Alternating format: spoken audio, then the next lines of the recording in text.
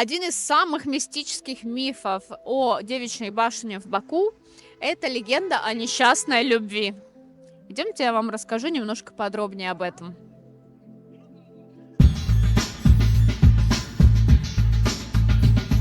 Видите меня?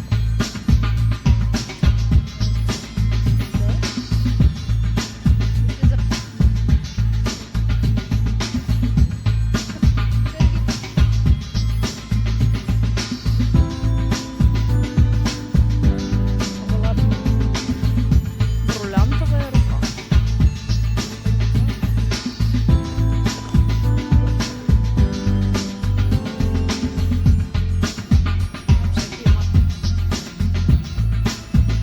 Спасибо огромное.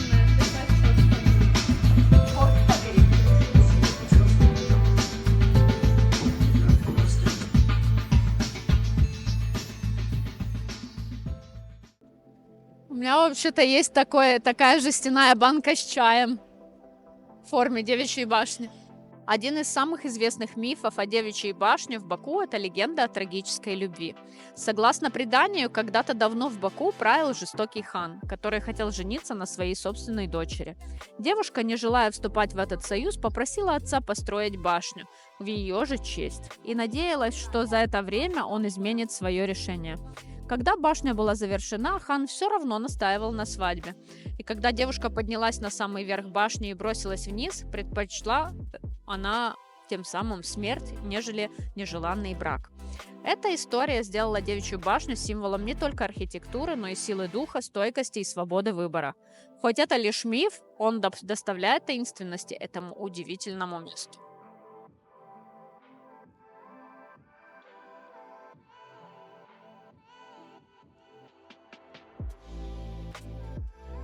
Ой, смотри, я сюда выйду. Мне тут нравится. Нар-галерея. Это что, галерея этих гранат, что ли? Прикольно. Закрыто уже, наверное, да? Или это кафешка просто? А я думала, это галерея какая-то. А, Коста кофе.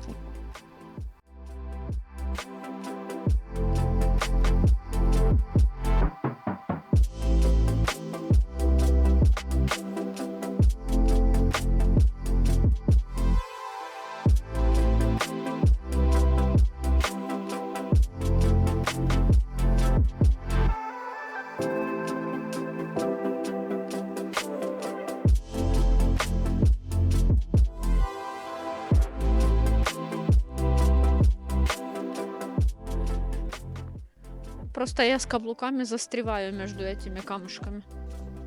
Тут медали есть.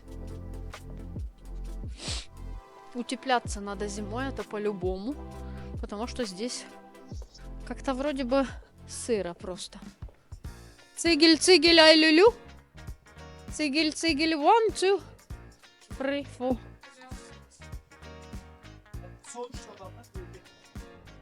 Какая интересная шапка. Мне кажется, эти языки пламя я с каждой точки вижу. Куда повернусь, там я их вижу. Мы идем по дороге, где черт подери был. Сейчас. Черт побери. Готовы увидеть репортаж из кинофильма? Вот. Бриллиантовая рука. Или кафе, которое называется «Черт побери». Вот тут что-то, собственно говоря, он упал. А ну-ка идем посмотрим через окно.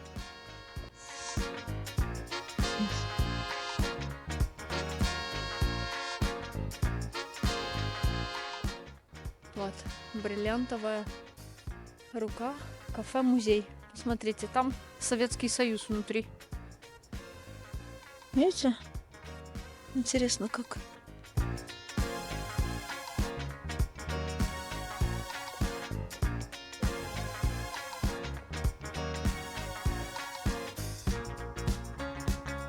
Тут чей-то двор, по-моему, уже.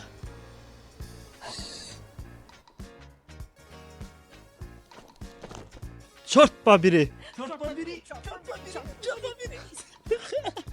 Черт побери! О, Это музей? да-да. Нет, это куральник. Костюм Бабушка 87 лет, она сдавала старшую. Вот, ски. Они оставили их подарок. 4 российских канала, 2 белорусских, там, казахстанские, они все приходили, приезжали сюда, у него интервью брали. Значит, это. Каневский вот этот, он единственный, который остался жить, ну как живой, да, он Ага. 85 лет справлял с нами тут день рождения свой, в мае месяце. Который остался жить. Ну, Каневский. он живой. То есть это его костюм? Да. Это Никулина. Вот этот, который на фотографии, да? Да-да. Да, да. Да, вот Никулин, который упал. А вот это А вот, вот его же шапочки, его же костюм этот серый. вот эта девушка с низкой социальной ответственностью, она стоит в другом месте, там, где анализ там. Ага. Если сходить, там тоже посмотреть. Класс. Вот этот сын Никулина тоже скоро приедет на днях, да. Он тоже фильмы снимал. Он сейчас в Москве цирком заведует, Максим. А что, не помните этот эпизод? Он мальчик идет, а этот Мирон догоняет, ему пинка дает. Сын маленький, да? Это был пинок в жизни, да. Классно. Насколько, да, была история, и фильмы были классные, со смыслом такие, да? Вот это вот сейчас снимают Волна всякие какая-то. матрицы. Да.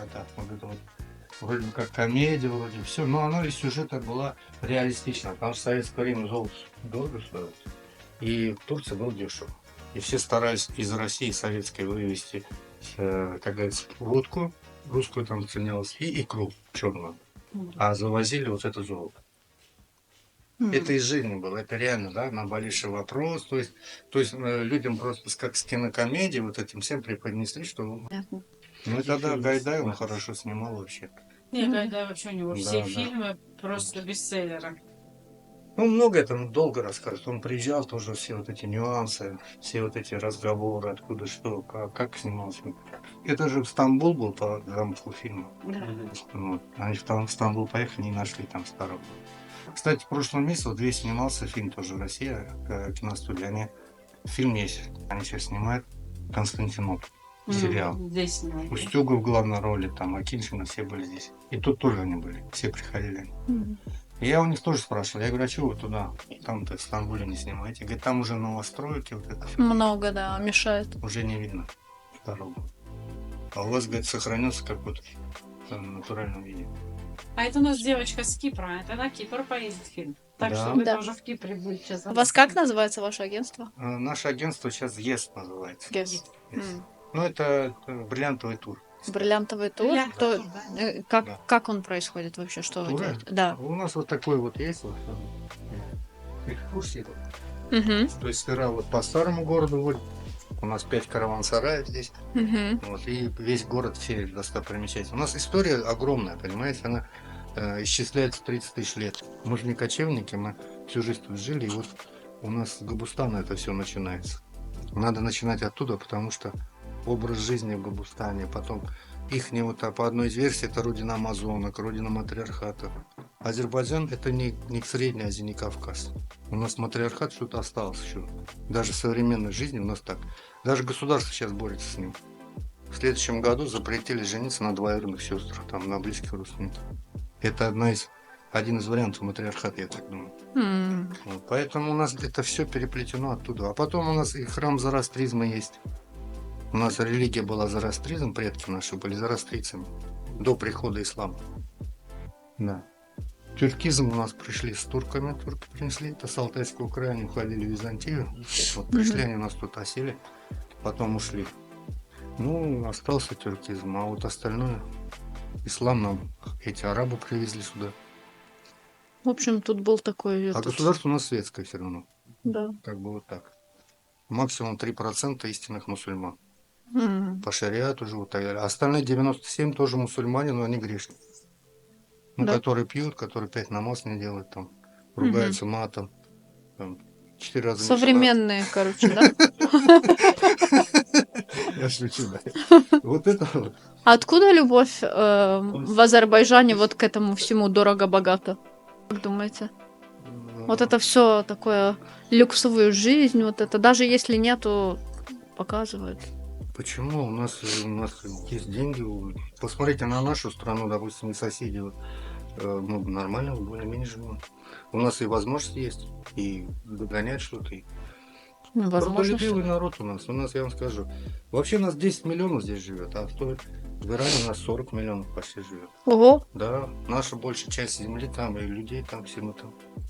Наша культура огромная, поэтому нас, чтобы узнавать, надо ехать, изучать нас. Мы не просто какая-то постсоветская страна, которая там образовалась где-то что-то. У нас государство с очень большими Мгм. как бы, корнями и так далее. Нас изучать надо. Конечно. Мы не только на рынках стоим. Тут везде идешь по улице и вертишь головой туда-сюда, везде красиво. Я уже говорила, я сегодня сказала слово «мне здесь нравится» 1000 раз. Основной расцвет у нас вот за старым городом, когда вы пойдете вот за воротами, вы увидите, это во времена Российской империи расцвет был. Мгм. То есть вот это вся европейская вот эта архитектура, культура их там вся пришла сюда с архитекторами, строителями. И вот вся готика там, вот это все, посмотрите, оно интересно, оно Такое- перемешано вся. Вот, Ну, французская, такое чувство, что это итальянская. был какой-то транзитный пункт, да, для всех. Нет, дело в том, Очень что много всего. развитие это произошло потому, что в Российской империи у нас законы были хорошие, понимаете, государство с людьми обращалось на равных. Она говорила, если хочешь богатеть, рискуй вместе со мной. Покупай землю, если там нефть, она твоя, и ты будешь вместе со мной богатеть. Мгм. И вот тогда, кто купил землю, у кого появилась нефть, они разбогатели, очень много было богатых людей, и они вот это строили. Но когда наш менталитет такой, что мы даже если когда богатые становимся, мы не забываем о том, что надо память о себе оставить, людям хорошее делать. Один из примеров у нас вот Зейн-эл-Абидин Тагиев. Если его изучите, он прям он там на выходе стоит из метро, в рост стоит человеческий. Это был один из самых богатых людей. Почему его на пьедестал не поставили? Все памятники на пьедестале же, человек должен задирать голову, смотреть на его величие. А тут простой, но он был самый богатый. Вот эту историю надо все узнавать с нами, пойти экскурсии по старому городу. Обязательно. Вот здесь это все рассказывается. А здесь наша история всей страны. Гобустан, грязевые вулканы, храм Зороастризма, горящая гора, которая постоянно горит. А это храм. И не храм, это у нас Гейдар Алиев музей. Да. Да. Там у нас селфи. А внутри пойдете сами, может сходить, там 3 этажа музея, и еще под землей у нас этот этаж, где машины антикварные. Обязательно приедем еще летом. Так что изучайте. Когда ходите, потеплее нас. будет. Вот это Спасибо. вот горные маршруты у нас. Тоже красиво. У нас 9 климатических зон из 11 в мире существующих, понимаете?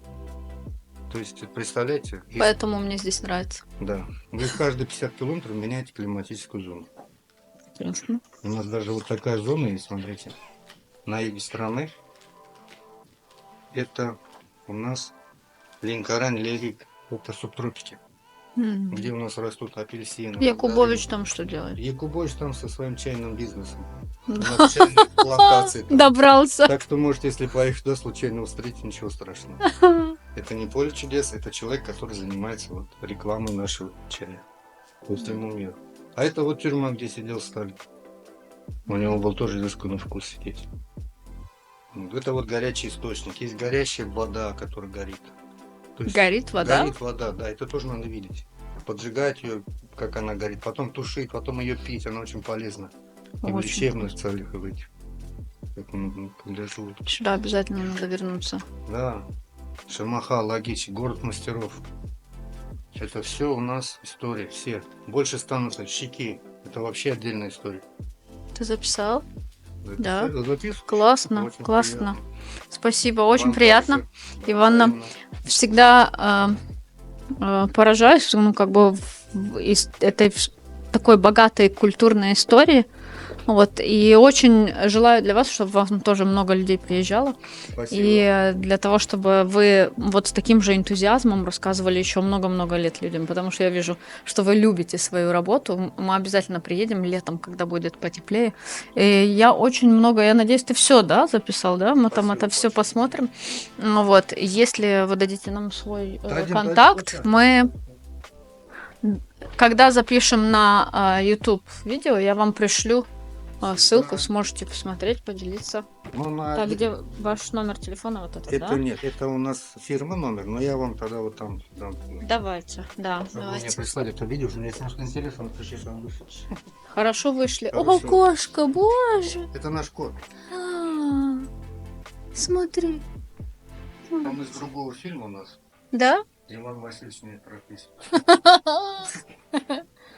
Ой, ты красавчик. Бакинский. Бакинский усач, смотри.